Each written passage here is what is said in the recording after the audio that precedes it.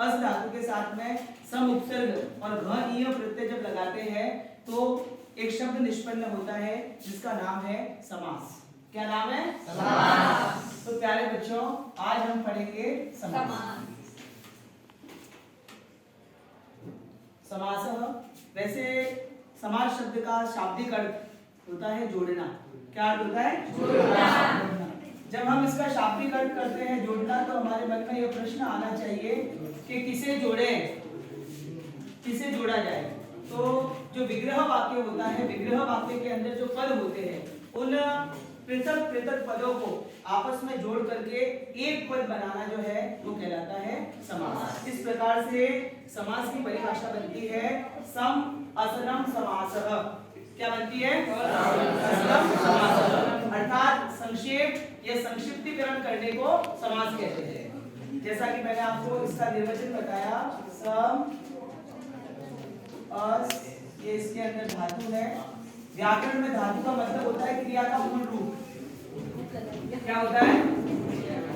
मूल रूप।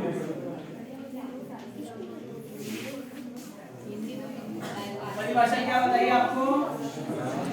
सम असनम समासः। क्या अर्थ हुआ? संक्षेप या संक्षिप्तीकरण करने को समास कहते हैं। अब किस प्रकार से होगा संक्षेप या संक्षिप्तीकरण उसको समझे। जैसे कि दो पद है, मैंने यहाँ पे दो पद लिए हैं, सीतायाः पतिः। पहला पद है हमारा सीतायाः और दूसरा पद है पतिः।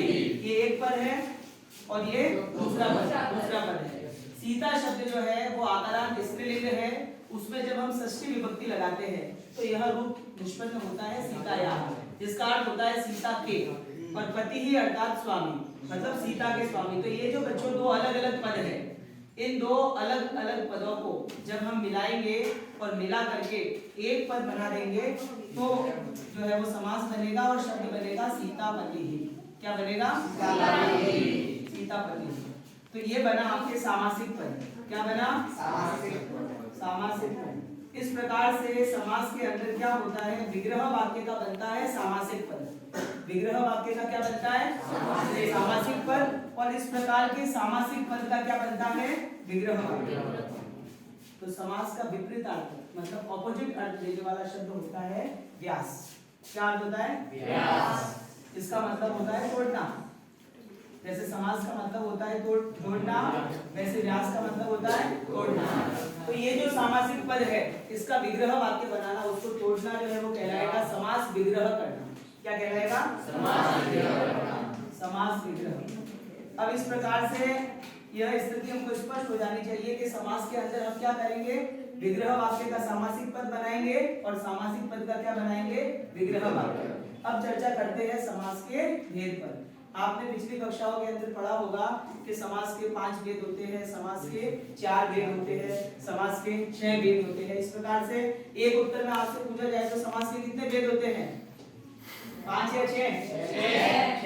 लेकिन व्याकरण संस्कृत व्याकरण के अंदर समास के 5 इस प्रकार से समासः पंचधा।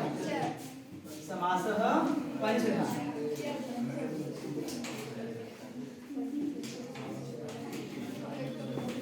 अब ये 5 भेद कौन कौन से हैं, उनके नाम यदि आपसे पूछे जाए तो समास का जो सबसे पहला भेद है उसका नाम है केवल समास। क्या नाम है? केवल समास। विशेष संज्ञा विधिर्मुक्तः केवल समासः, कि जो किसी विशेष प्रकार की संज्ञा से रहित है उसको केवल समास की श्रेणी में रखा जाता है।